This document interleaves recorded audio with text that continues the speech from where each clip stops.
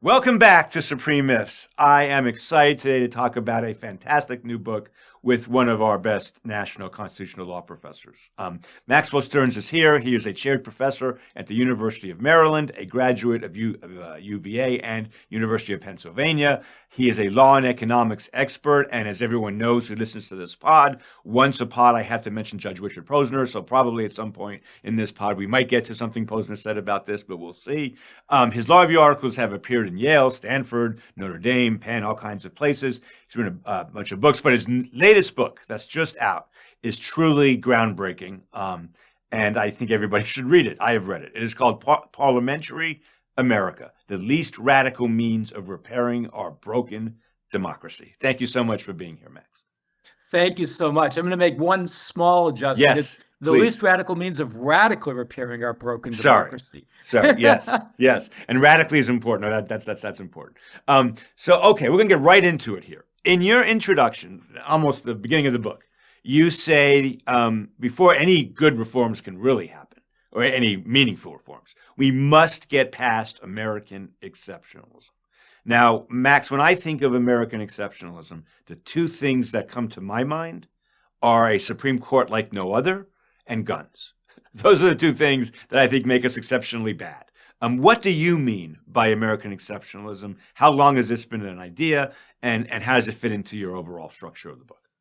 So let me say, I agree with you that America is exceptional in the two areas that you've mentioned, but that's not exceptionally bad. But that's not what I mean when I use the term American exceptionalism, although it's symptomatic of what I call American exceptionalism. So when I think of American exceptionalism, I think of the idea that from the time that most of us who were raised in the United States, sometimes born and raised in the United States, we've been taught that something special and unique about the American Constitution has allowed it to endure for longer than any other constitution operating in a democracy anywhere else in the world. And so we're led to believe that longevity is the key to wisdom and soundness. And we ought not to tinker with this thing. This ought to be given the reverential status that people frequently give to ancient religious texts. And I think that's a profound mistake. I think that we need to revisit the lessons of our childhood and think more critically about what we've learned, because it may be the case that the U.S. system has thrived for almost a quarter millennium in spite of, not because of, the unique constitutional design. And if you think about the tests that we generally use to evaluate the wisdom and soundness of systems, whether we're talking about engineering models, whether we're talking about business models, whether we're talking about science, even artistic genres, rarely would we say that a single example that has endured longer than others is the ultimate test. Usually the test that we'd use is replication. Is this something that has been adapted benignly across different settings in a way that really is deeply meaningful? And when it comes to our system of democracy, the United States has been a recluse on the world stage. We've exported democracy throughout history, but we've never successfully exported two-party presidentialism. Instead, most successful democratic systems operate through a combination of proportionality or proportional representation and consensus systems or coalition governance. So we'll get to that in a second, but I just want to say right away, like when you read the first 10 pages of this book, there's an idea that I find novel and interesting, which is when we talk about American exceptionalism, we normally look at our country, look at other countries, and say, how are we doing compared to other countries? And I've had numerous people on this podcast point out things like we have, the worst childcare system in the world, basically, of any free country, and so on and so forth.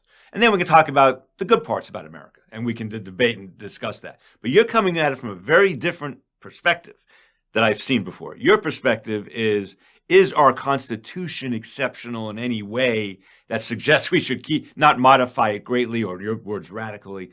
And that's a different idea, I think, and I love that idea. Like going back to the beginning and saying, how smart was this really from the beginning? What has it turned into? Which is a different idea than how good's our child care compared to France. I think those are very different ideas. Is that fair? Oh, that's totally fair, and I think totally right. And so I'm not focusing necessarily specifically on particular public policies, and we Right. can have those. Right. I'm happy to talk about those things, but Right. what I'm really trying to get to is an underlying pathology that really Sure. lies beneath all of the sort of dissension we have Right. over policy, this sort of widening divisions respecting substantive policies. So I think that's a great characterization. Max, you say very close to the beginning, our constitutional system is broken. So before, obviously, my wife teaches critical thinking and problem solving at Emory Business School. And she says the biggest mistake people in business make, and I think this is the biggest mistake lawyers make too, is trying to solve a problem before you identify the problem completely. That you rush to a solution without really understanding the problem. This is a big deal in corporate America. I guess I have no idea. But she tells me that. I believe her. She's smart. So you say our constitutional system is broken. How you view it as broken, I assume, is directly related to your remedies for fixing this broken system. So can you give us a few minutes on why our system is broken? So what I'll say is that, we need to come to this idea that there is a root cause, and that we have to identify the root cause. And Yes. you've got it exactly right. Your wife has it exactly right. My wife's an academic physician. Mm-hmm. And one of the things I like to quote from her is she'll say, never order a test unless you know what you're going to do with the results. Right. That's a great thing. I love that. Wait, I love that. I love that. That's great. Yes. Well, I'm always happy to pass along Yes. the wisdom of my brilliant wife. Yes. So that's right. And so what we have to do is we have to get the pathology right. And part of the difficulty is that going back to the lessons we learned in middle school, high school, even sometimes in law school, is this idea that the framers had this conception of the Constitution that I call a rock, paper, scissors game. Yes. And it's at a later point, I call it a unicycle constitution. This idea that for each branch of government, another branch could defeat it or it could defeat. And then we layer on top of this federalism. So we have these rival jealousies between and among the branches of government, and of course at levels of government between the federal government and state and local governments. And these rival jealousies, if we go back to the Federalist Papers, are supposed to break and control the violence of factions. So we'd never have these entrenched, what the framers called factions. We could think of them as precursors to political parties. But in fact, you can go back to the very beginning. You can go back to George Washington's farewell address to see that even then, right. Partisanship was overtaking this rock, paper, scissors, or unicycle game with divisions between two parties. Now, we've had more than two parties in transitional periods, but the framers set up a system whereby inevitably over time, we were going to have geographically defined district elections in the House, states as larger districts, usually in the Senate, a national, very large district process through this peculiar institution, the Electoral College, for the presidency. And when you set things up that way, everybody learns quickly that the key to winning when one person's chosen from a geographical location in an election, the key is to keep your side intact and fracture the opposition. That's mutual. So both sides strive to keep their side intact, fracture the opposition, and we ended up with a two-party system really pretty early on that entrenched itself, of course, over the years and kind of went haywire in the very modern period, which I refer to as the information age. So the last question before we get to some of your suggestions, solutions. So Mac, one of the things I've tried to do on this podcast, and I think this part has been somewhat successful, is have people on who are saying, and don't take this the wrong way, original things that are not stupid in constitutional law or about politics, because I think it is virtually impossible to say original things about constitutional law or politics in our society.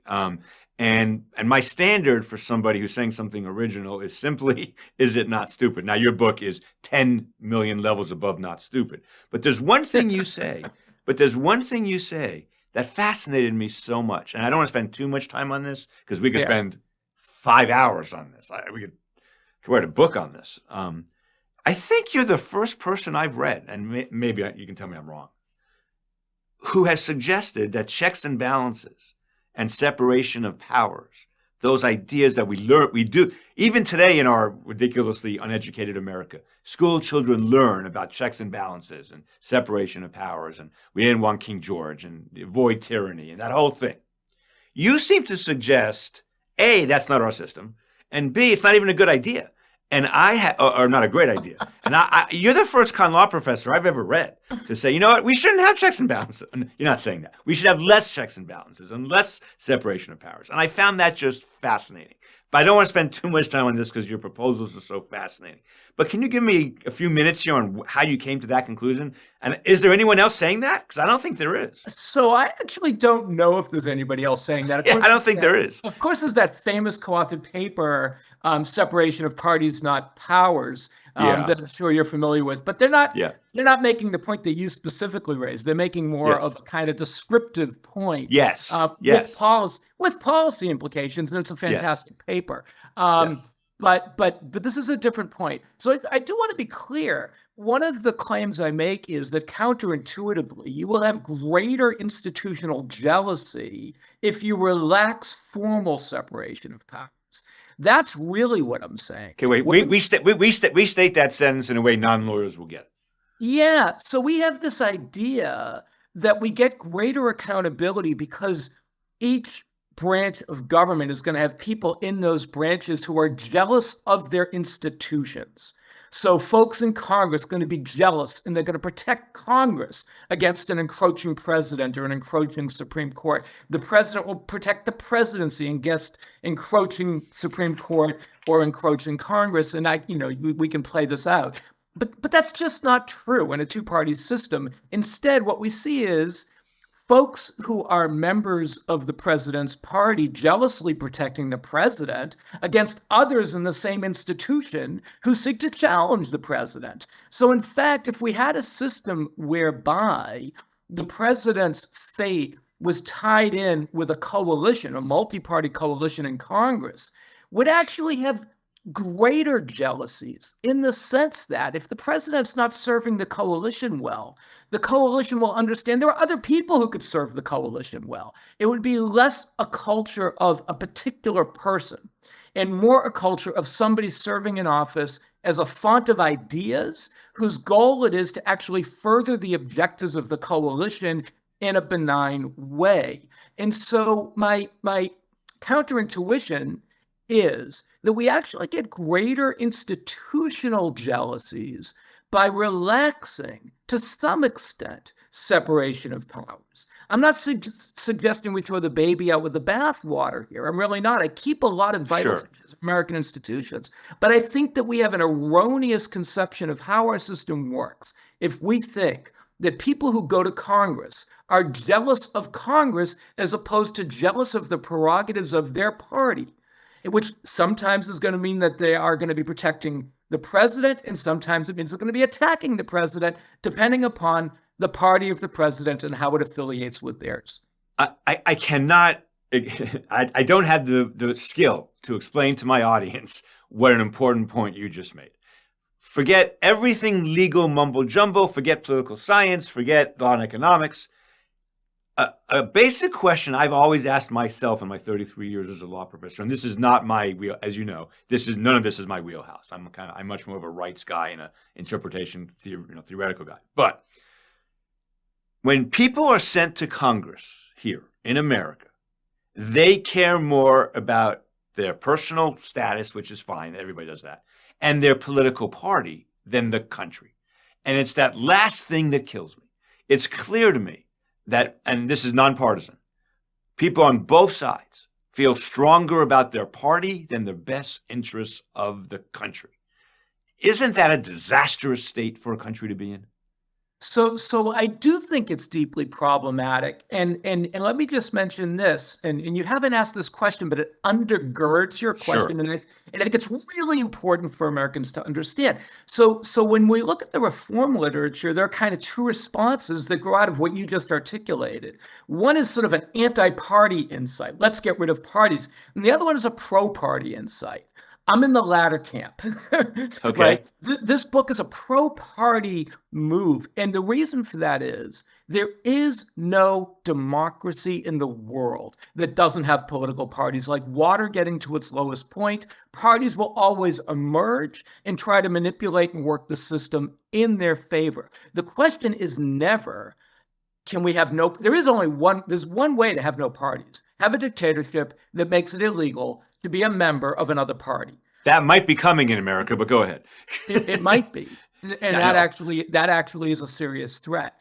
I The know. point is how it is that you can make the parties work for the interests of the citizens of the country. That's the question. Not whether we can get rid of parties. How can we deploy parties so we have benign jealousies and rivalries among parties?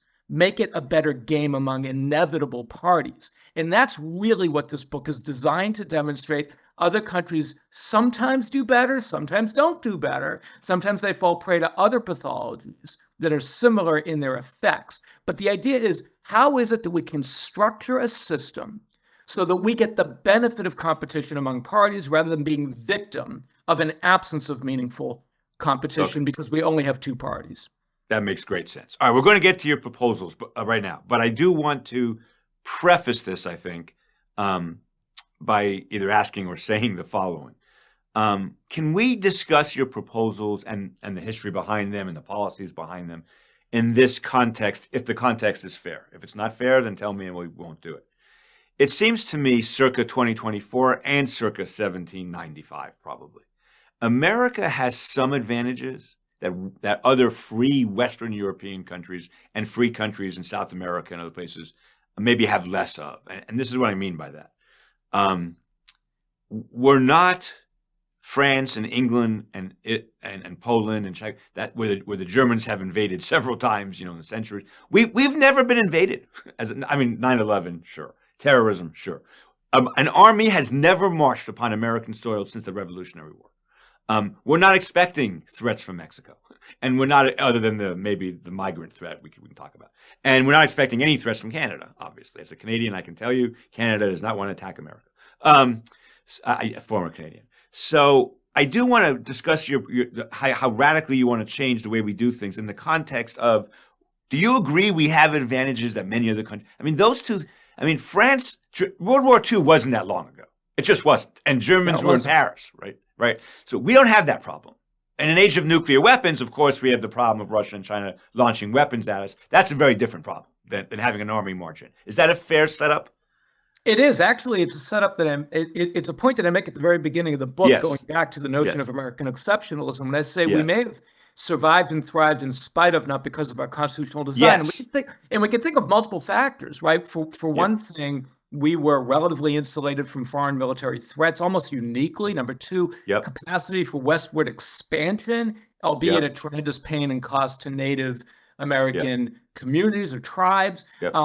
Influx of highly motivated immigrants, right? That's pretty good. And of course, the original sin of bringing enslaved persons here under brutal and horrific conditions and then maintaining them here under a state of abject terror. But all of these things make us exceptional, but not in the way that not the way that we're encouraged to learn as children, as part of our story of American exceptionalism. And it may be that those factors are the reason why, despite, not because of our constitutional design, we survived and thrived. And I think that is a vital lesson. And when we come, and we need to be careful, right? We need to be careful not to commit what I sometimes call the Denmark mistake of thinking, just pick a country that looks from a distance like it's doing things very well, and imagine we just do that, right? Just be New Zealand, just be Denmark.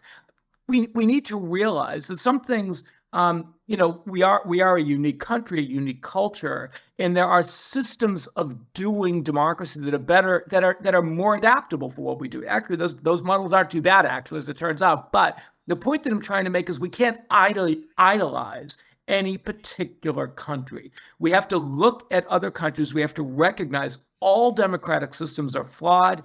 In fact, I say in the book, they all embed anti-democratic features, including ours. Ours is imperfect. We have to look at other systems for their strengths and their weaknesses and learn how to do things better, not imagining there's some perfect system. There is no perfect system. And I also want to say one of the best parts of this book is a very long tour of other countries. We probably won't have time. We have an hour to get to much of that today. But for people who want to read this book, if you want to learn how other countries do democracy or attempts democracy, you can't get a better source than this. It's really, really good. So congratulations on that. Thank you so much for that. I appreciate it. I mean, that is really the centerpiece of the book, is the world tour to England, France, Germany, Israel, Taiwan, Brazil, and Venezuela. Well, and I think I'm a reasonably good tour guide. You have a great tour guide. It is the center part of the book. But Max, as someone who just read it, I want to just slightly disagree with you. That part of the book is really important.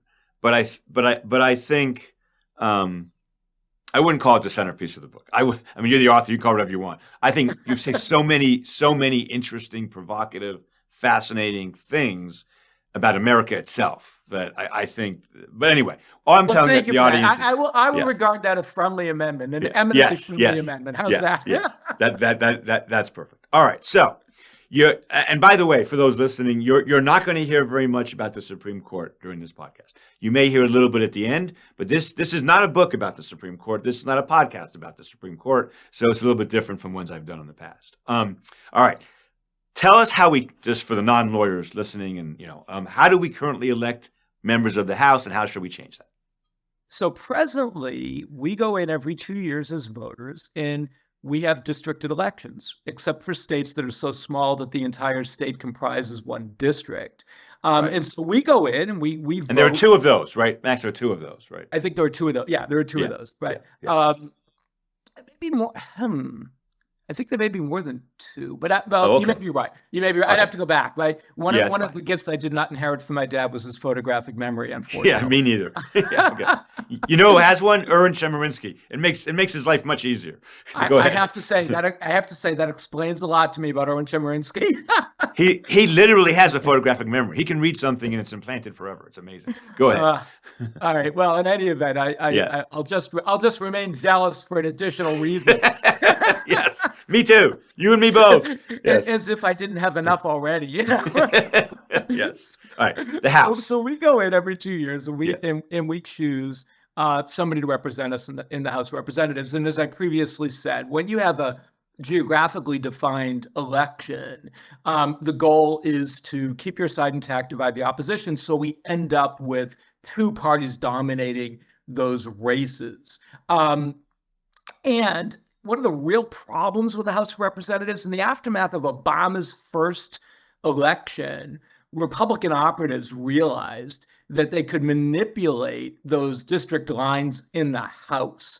And I'll connect this back up for a minute. The best telling of this story is by David Daley. I don't know if you ever had him on your podcast. No, David and I have worked together. He's terrific. Okay, so David Daley, former editor of Salon, he wrote a book with the unceremonious title Rat Effed, right? And basically the story of why your vote doesn't count. I actually read a draft of that book for him. It was great. Oh, fantastic. Well, it's a great story and a great telling of the story. And I recommend it to your readers, to your audience. So he tells the story how Republican operatives, for pennies on the dollar, would go after these below the radar sort of state house elections, flip enough purple and blue states red, and then they would draw the lines for the House of Representatives, and make them sort of hyper-partisan gerrymanders. And the idea, the concept, they thought they had the House entrenched for 20 years. That was a little more ambitious than it ended up being. It flipped back sooner. But the consequence is that House elections are not competitive. Now, that's not precisely right. They're not competitive in the general election. In the general election, our representatives are choosing us, not the other way around. But they are competitive in the primaries. The problem with that is that in the primaries, it makes the parties move further apart. Because if you're not close enough to the base, you'll get primaried by somebody who is, which creates this two-party growing divergence between them. So what I'm proposing we do for can we pause right there, Max? Can we pause right there? Because that was a fantastic explanation for what's happening in America today.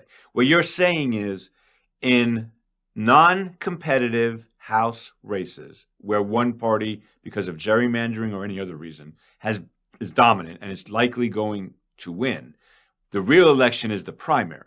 And if the real election is the primary, then as everyone, I think most people know, let's just talk about the Republican Party right now. If you are a moderate Republican in a very red state, you're in big trouble because you're going to be challenged on a red district because you're going to be challenged by a more right-wing Trump-type person. And the winner of that's going to win the election because you're already in a gerrymandered district. Absolutely. And the same thing happens, and the exact same thing happens in liberal districts with Democrats. So Democrats and Republicans move farther apart because all the work is being done at the primary level. Is that what you just said? Precisely right. And just to be clear, this is not impressionistic. This is not some subjective intuition. If you look at the Pew Research data, they actually show this in graphic form, and it's reproduced in my book. And you can look from the early 90s until the late teens, and you see the centers of the two parties going further and further apart, precisely in the period in which this occurred. Do you think so somewhere in the 90s, Justice Souter wrote a dissent in a partisan gerrymandering case? And of all the justices to do this, he was the least likely to do it because he was the least, I think, technological of any justice we've ever. But he suggested that there's a sea change coming and has come. And that it was always been gerrymandering, he said, but computers have changed everything. Everything. Now we can pinpoint voter behavior with absolute accuracy. Yeah. Is he right? Was he right about that? I can't remember the precise case in which you wrote that. And I know that was thematic of all the cases where Kennedy kind of held the center and the possibility that there might be an equal protection violation that could be vindicated. I mean, we flirted since Davis versus or First Amendment or First Amendment violation. Yeah, or First Amendment violation. We flirted for decades with the idea that hyperpartisan gerrymandering might someday satisfy Justice Kennedy, where he could find a violation. But of course, he stepped off the court before that happened, and basically that ended that in the Rucho case. Yes. But you're absolutely. I don't precisely recall again that photographic memory thing, the specific Souter opinion that you're describing, but it seems intuitively. It resonates with me. Yes, that all makes sense that he would. I mean, his main point was in a world where in 1910 or 1870 or 1790, you can guess voter behavior, but it's all guesswork. But now you can pinpoint it with absolute accuracy. Anyway, let's move on. Stunning scientific precision. Yeah, that's exactly right. So what I'm proposing. Let me just say, I'm proposing 3 amendments that take on what I'll call 2 axes of democracy. And this sort of grows out of the world tour. All democratic systems have to confront choices along 2 axes. One, how we elect typically the lower chamber in a bicameral legislative body. And then the other one is how we select and hold accountable the head of government. So my amendments are kind of tied together, but we're focusing on the first one, which is how you elect the House of Representatives. And the system that I am advocating is that the name of it in the literature is mixed member proportionality. And so instead of going in and voting just for the district election, you will still vote for a district candidate, but you'll have 2 ballots in the House of Representatives. So in your first ballot will be just like what you do now. And that includes the members in their gerrymandered districts, right? So and because that's going to be a geographical district, you're going to have 2 parties dominating that choice. However, your second ballot's going to be by party. Now think about our parties. We have 2 main parties, Democrats and Republicans, but embedded beneath them are probably between 4 and 6 parties. The Democrats roughly split into progressives and traditional Democrats. Republicans split into traditional GOP and kind of America First or MAGA. There might be a Green Party. There might be a Libertarian Party. So we can get, we can envision about 5 or 6 parties here. Let's say you're a progressive Democrat. And so and you go in for your second ballot. And what you want to do is you want to signal, well, the Democrats are probably going to lead the coalition negotiations, but I want them to form a coalition with the progressives. You'll vote for the Progressive Party. Or let's say you're a moderate Republican.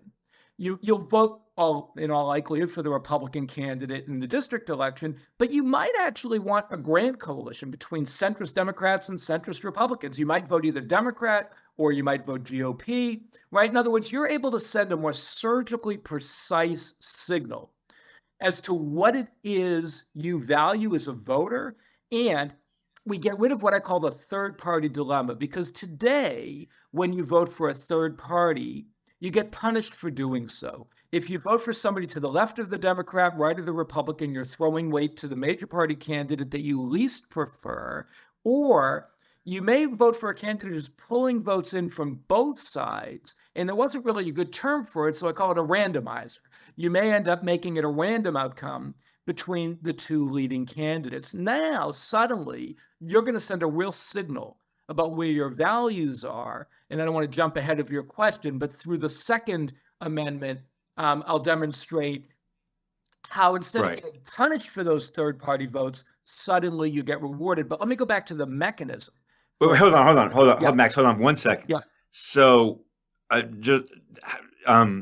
what you're suggesting on the ground is everybody goes into a voting booth and votes for the person they want to represent them in their district, like we do now, and a second choice of whatever political parties have garnered enough signatures. That's not important, but 4 or 5 or 6 political parties, and you get to pick which party you favor along with the person you're voting for the district. That does not require a constitutional amendment? Oh, no. It isn't. I'm proposing 3 constitutional amendments. Oh, okay. Okay. I'm These sorry. Are all okay. constitutional. I thought you had said okay. Good. Yeah, no. These are all constitutional amendments. And so what happens is, on a state-by-state basis, we take the proportional votes and we use it to ensure that each state's delegation to the House of Representatives is chosen through proportionality. Now, we're not going to get perfect proportionality because of the math with different sized states. But the goal isn't perfect proportionality. The goal is to have what I call good enough proportionality, by which I mean, although 2 parties will dominate, they won't get a majority. In order to form a majority, they're going to have to join with other parties, so we break the 2 parties' stranglehold. And that is, I think, the most important contribution of your book, right there. Thank you. That sentence. I mean, there are a lot. There are 25 of them, but that is right there. And I want to explain it in non-legal terms to folks because I think it's so important. We need a government that can work together. Otherwise, we can't get things done. Now it may be person A thinks the government should be really big, person B moderate big, person C should, very small federal government. But whatever government you want it to protect us in national defense. Maybe you want it to protect us from climate change, and you certainly want us to, to be able to run the country in an efficient way. Right now, all you get are 2 choices, and they're pretty radically far apart. What you're saying is bring more smart people into the room, bring more views into the room, negotiate among more than just polar opposite positions. Sometimes in Europe, I know that leads to a standstill and that leads to stuff, but we already have standstill. We had the filibuster in the late 1950s that caused our Congress to stop. We have, of course, the filibuster in the Senate today that causes our country to stop. I think that contribution, bring in more viewpoints to make better decisions, is so important. It's just so important. And I want to thank you. Let me just add one thing to that. Imagine the difference in the campaigns for a moment, right? So right now, the 2 parties run campaigns of denigration. Our society is so divided, and our political parties are so divided. It used to be that you would imagine that somebody might have read the same source materials with which you're familiar, and in good faith come out to a different place. You and I are old enough to remember those times. But today, we regard people who disagree with us on fundamental questions as either lacking basic intelligence or as evil. In order to campaign successfully in the system that I propose, you would have to campaign and say, we stand for the policies of our party, but we can form a successful coalition with other parties. We may disagree with them on some things. We might even disagree strongly with them on some things. But here's what we have in common. We are all committed to the notion of democratic governance and the objectives of serving the people. And we can find common ground to achieve that. Just imagine how different that will feel, and imagine how good it will feel to go into the voting booth and actually vote for a party that you sincerely believe in, as opposed to choosing the lesser of 2 evils every single time you vote. Let me see if I have this right, and then we'll move on to your second proposal, which is, by the way, all these proposals are interrelated. It's a package deal here. We need all 3. So let's say there's some controversy or debate in my school about student activity, student speakers, student speech, everything all law schools are going through. If we were going to try to solve the problem in a helpful, productive way, we would invite students from FedSoc. We would invite students from the American Constitution Society. And hopefully, we would invite students with allegiance to neither and maybe even allegiance to both in some ways, get as many views in the room as we can within reason, and come up with a solution that not everyone is going to love, but everyone can at least say the game was fair and the solution is reasonable, even if I don't disagree. Even if I don't agree wholeheartedly with it, I got a little bit, and that's all I can ask for in this multi-diverse environment. That makes so much more sense than just inviting ACS and FedSoc and letting them scream at each other. Absolutely, Yes? absolutely right. And one of the things that we want is an agreement on the rules of the game, so the rules aren't being manipulated every Yes. single time, right? Yes. And if you have faith that although I didn't get what I wanted this time, there's going to be another round, and it's a fair set of rules, I can accept as legitimate an outcome that may not have given me what I wanted. And that's what's missing today. This fundamental distrust, because we have this sense that everything's being manipulated depending upon who has control of the reins. Yeah. And as you point out in the book, I can't go into it right now, the media is a big part of that, but we got to put that in the back burner because we're running Yes. No, I totally So, understand.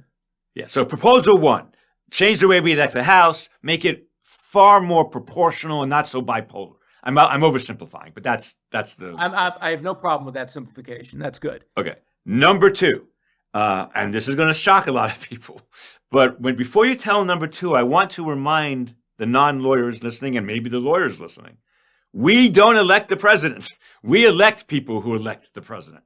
And that isn't the same thing. Now go with proposal 2. All right. So this is the most radical part of the proposal. Yes. I am proposing that we essentially eliminate people as citizens voting for the president, and in descending order of proportional representation in the House, up to 5 party leaders will negotiate a majority coalition.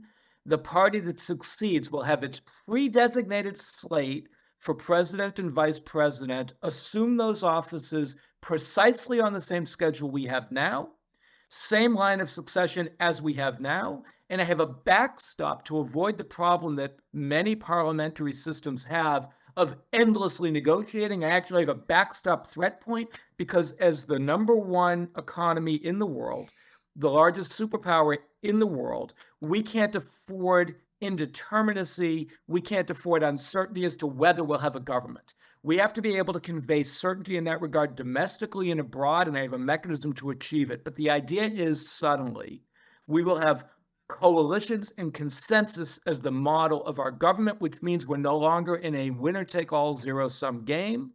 And the way I look at it, I'm not taking away power from citizens. I'm giving power to citizens. You're actually going to have far greater input into conveying what it is you truly value and what it is you actually are hoping the party will do for you. Because here's the thing. Imagine that you're that liberal, that you're that progressive Democrat, and you voted for the Democrat and for the Democratic candidate in your district and the Progressive Party. Now look at the Progressive Party. The Progressive Party may say to the GOP or to the Democrats, I'll join your coalition if, what follows the if you give us certain policy concessions that my constituents care about, if you give us certain appointments to the cabinet, if the next seat that becomes available in the Supreme Court goes to one of ours. Now, when you voted for the Progressive Party, you're not punished for it. You're rewarded for it. You're not going to get everything you want, and you're not going to get all 3 of those things necessarily, but you're going to get something that matters to you. And effective party leaders are going to have to make choices. Which of the priorities is the highest priority? And that's the way politics should be, right? So Max, I agree. And when I read that proposal and when I read your book, something else hit me. And I read your book. I didn't memorize your book, so I apologize if you covered this somewhere, but I don't think you did. When I read through all of that, what kept going through? I mean, I like the politics of it, but that's not what went through my mind. And I think a lot of people will have this thought that I have when they read that part of your book. What I was thinking was, boy, would my life be better. I mean, literally on the ground. Now, again, I'm very fortunate. I'm not in a factory working 12 hours a day, having to put food on my family's table. But in my place in life, boy, would I be happier. And I think it's just true for a lot of people if we didn't have to live with the kind of presidential elections we have now. I mean, the 2 years of just constant barrage of awfulness on both sides. Your proposal does away with that to some significant degree. And that is an awesome byproduct.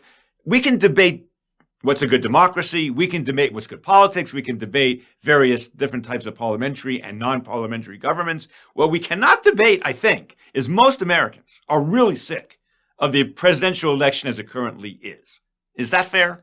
I think it's absolutely right. I mean, the recent poll, 63% are so dissatisfied with the choices that the parties Yes. are giving. It's terrible. Yes. And, you know, Yes. we're looking at an election. You know, we're in a constitutional crisis. We're looking at an election between Joe Biden, who really doesn't make his base enthusiastic and who could lose, to somebody Yes. who is facing 91 serious felony indictments and who knows what the Supreme Court's going to do, but literally could be convicted on a serious set of felonies before the election cycle is out and yet could win. It is hard to imagine who, looking at this objectively, would say, oh, that's good. That's a good way to do democracy. Well, I think you could, but see, although your book is not about this, I think people, again, I want to be clear. The book is Parliamentary America by Max Stearns. Buy it. I want to be clear about this. Although it's not the direct subject of your book does explain how we got here. We're so polarized that even a candidate, two candidates. I've disliked, I'm a Democrat progressive, I've disliked a lot of Joe Biden's decisions for a long time, going back to Clarence Thomas and the disaster that he did with that episode. I'm so glad he's president, not Trump. I don't have the words to explain, but I'm not happy with him. I'd rather have somebody else. Obviously, I'd rather have somebody other than Trump.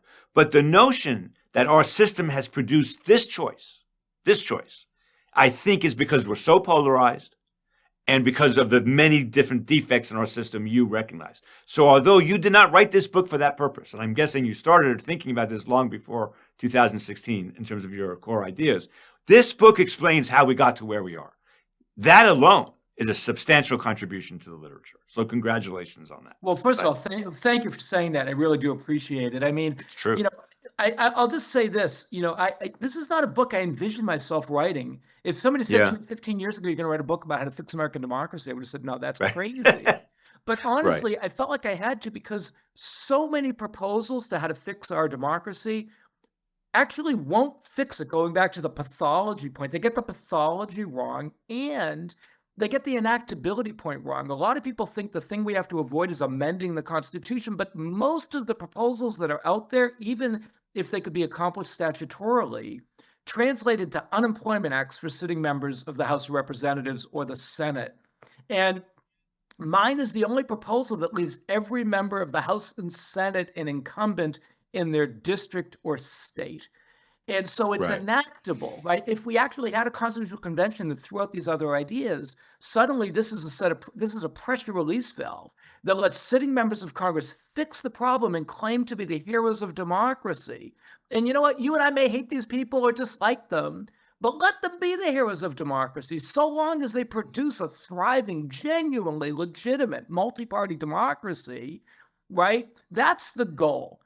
You know, and it's not going to solve all our problems.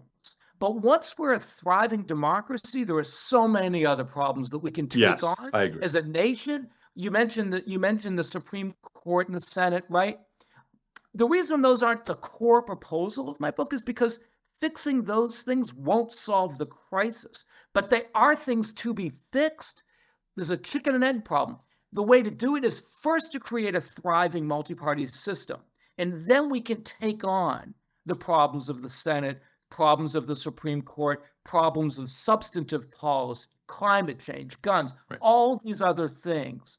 But we first have to be a truly thriving, functional, legitimate democracy, which we are not, but we can be. And I wrote this book, and I wrote it not for an academic audience. It is Johns Hopkins Press, but it's on their trade press side. I wrote this in a way that I think is accessible, that people can read and understand, because I think we really have to go back and revisit things that we've thought are true since we were children. So your third proposal, to me, actually, is the one that I think it's easiest to explain, but more importantly, if we weren't so dysfunctional and we could just have a constitutional amendment discussion, it is, a real discussion in America. I think, leaving aside your first two proposals, Your first two are related. The third one is also related. It could stand on its own, and it would be an amazing improvement to America for the following reasons. Two reasons. One, everybody agrees impeachment is broken, and impeachment of the president is broken and is likely to get worse. It's going to get worse, certainly. Second, maybe even more importantly, though, we have no way to realistically judge a president's performance while he is or she is president.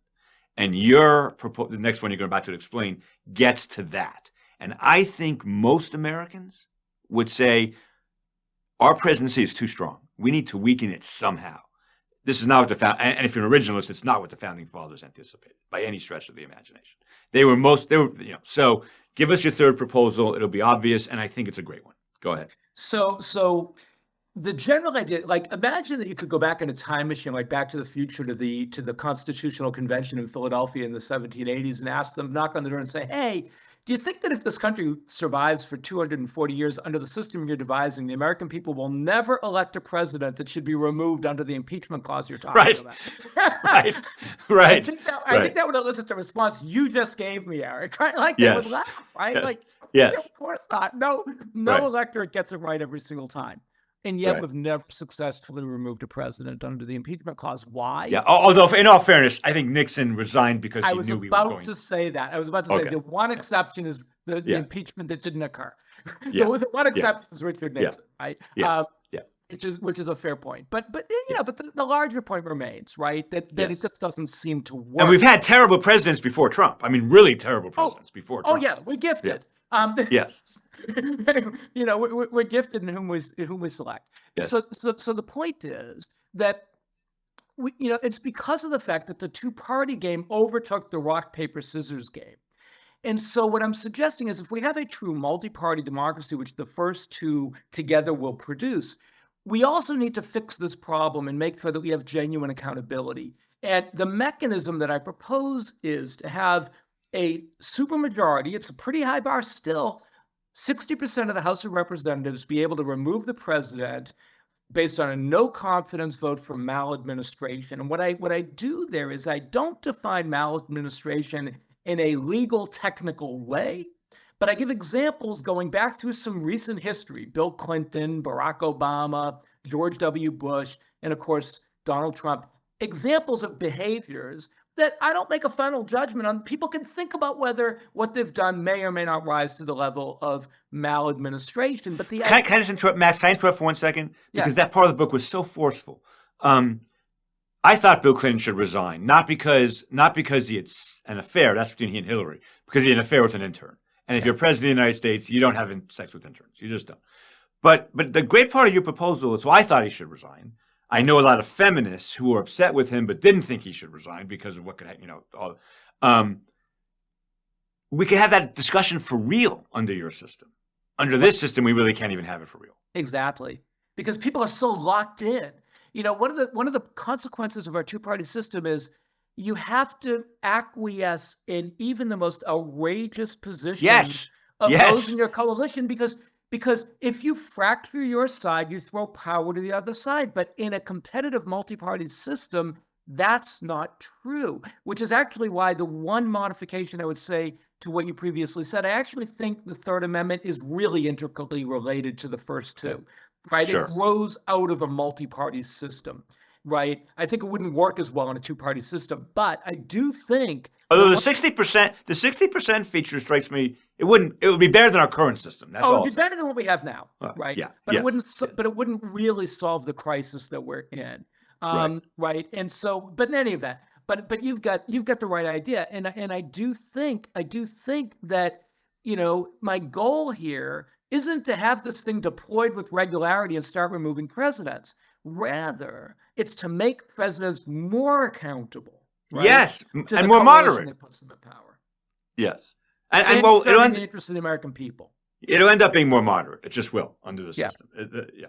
Max, we have just a few minutes left. So I've mentioned on this podcast before, I usually send my guests a rough roadmap, and then we improvise. And that's what I'm about to do. So I apologize for not giving you this question in advance. And this is going to be a hard one, and it's not about it's not about the thesis of your book per se. So let me just recap for a minute. Max has written a book about how to change America. I am convinced if I could snap my fingers and have these changes done, I would do it. I might have some some modifications, some friendly amendments, but I think this is a much better country than the one we have now. Congratulations for this. And if people also, but even if you think that's never going to happen, this book is really valuable for telling us how we got to where we are. So I want to put that on the record. People should read this book. Now, here's my question to you. And now I'm talking to you as an academic, and not just a legal academic, a professor of any discipline. You and I both know that this is the guy who said the court's not a court and we should abandon that idea forever, knowing that's never going to happen or probably not going to happen fully in this country. These proposals they're not going to happen in your lifetime, almost certainly. And that's a shame, but it's true. We all know this. But that's not the role of academics. Our role is not to change the country. Our role is to come up with ideas other people can chew on. So here's my big question. Knowing that there's a very small possibility of these proposals getting actually adopted in the real world, I went into this book with a fairly good idea of what you were saying, and I still love the book, even though I know it's not going to happen, or probably not going to happen.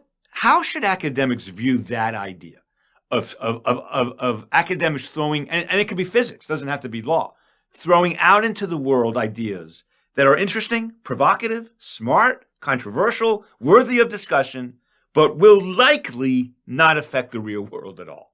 What do we do with that? Can I break that into a two-part question if we get time for me to do that? 100%. Okay. So I am going to break it into these two questions. Do I really mean it?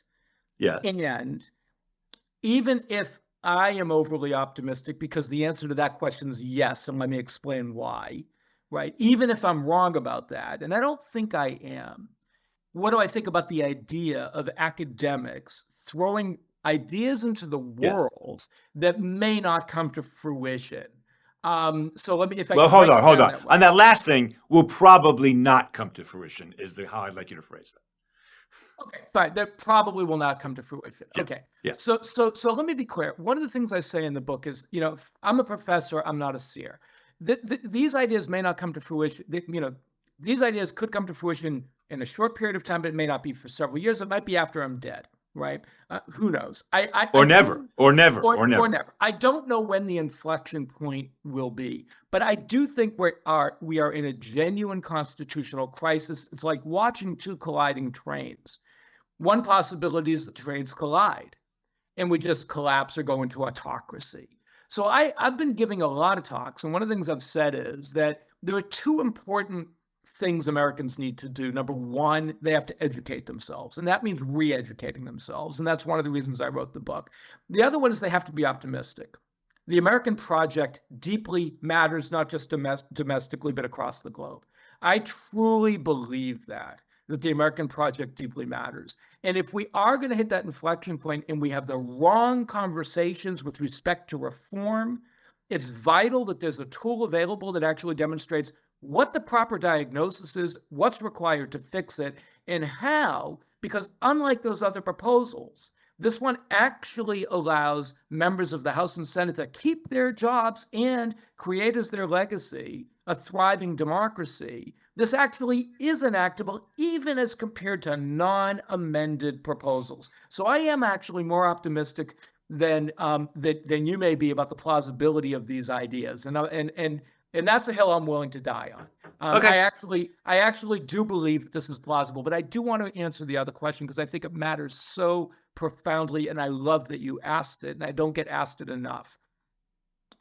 I think as academics, one of the things that is vital for us to do is to recognize that unlike so many people in so many careers, we have the really profound luxury of thinking about, focusing on, researching things that we decide matter. And I think that is the ultimate gift of being an academic. And I think that what we need to do is use that gift in a significant way. Don't focus on the arcane thing that you might get tenure off by not rising. You're not getting anybody upset. Get people upset. Well, that's the story of my Max. As you know, that's the story of my life. But go ahead. Yeah, pick and pick things that matter. Write about things that are profound. One of the things that has been sort of a lifelong thing that I've been, saying to junior colleagues throughout my career is write fewer pieces that matter more and are better produced. Right? Don't think of this mission of being a professor as sort of a production cycle. Must get out. Yeah. Writings on a calendar. Write half as many articles, a third as many articles. Just make them damn good. Make them really Yeah. matter. Choose topics that matter. And the thing is, if you do that well, and not just in any field, you might be chasing something that seems really obscure to the people hanging around in your in your institution. But it might take 20, 30 years for somebody to figure out, well, actually, that thing you were chasing turned out to matter much Well, more actually, than I mean, more Max, than the stuff that was getting attention at the time you were writing. when you say that, that's my story. I wrote something in 2012 that nobody, not a soul, except maybe Judge Posner. There it is. There's my one reference to Judge Posner. Nobody agreed with. Today, a lot of people agree with me. It took a decade and some political stuff, but your point is valid there. That originality plus not stupid plus time is a pretty good formula. Right. And Okay. and I guess I would say, don't. This is hard for academics. Being an academic is, I mean, yeah, you're right. It's better. It's way better than most jobs. Like I love my Yes. job, but Yes. there is a frustration to it, which is there is often a tendency to chase getting attention for the sake of it. I think it's a mistake. Chase good and important ideas. Yep. That's That great to advice. me is Max. the most important thing. And that's really great advice. I want to end this with this. Among the many great things in your book is a line that I want my audience to listen to hear, and to really understand. Because this, I watch, I don't know, I'm trying to think of a reference that won't be too old for the audience, but the other day I was watching Brian's Song on cable. It's an old movie Oh, I about a remember football Brian's player. Song very I know. well. But our audience will not. My audience will not. So it's an old movie about a white and black football player in the 60s when race tensions were high and they were best friends and the white guy dies of cancer. And it's a great movie. Watch it, everybody. Fantastic movie. But here's my point about that. The movie begins with every true story ends in death. That's the first line of that movie. And this is a true story. It's from Hemingway, I think. It is a great line. And once that line is uttered, you're into the movie. Every true story ends in death. And this is a true story. You have a line that is so important. We are the framers. I loved that line in your book because we are in a constitutional crisis. By definition, if Donald Trump might win the presidency, we are in a constitutional crisis. But there are 15 other reasons as well. A hyperpartisan Supreme Court, a broken Senate, and the House that doesn't do what the people want it to do. We are the framers. If Americans take that message and read your book, we'll be a better country. So thank you for writing it. Thank you for that message. And thank you for being on Supreme News. Eric, thank you so much for hosting me. It really was a pleasure. I really glad you were here. Thanks.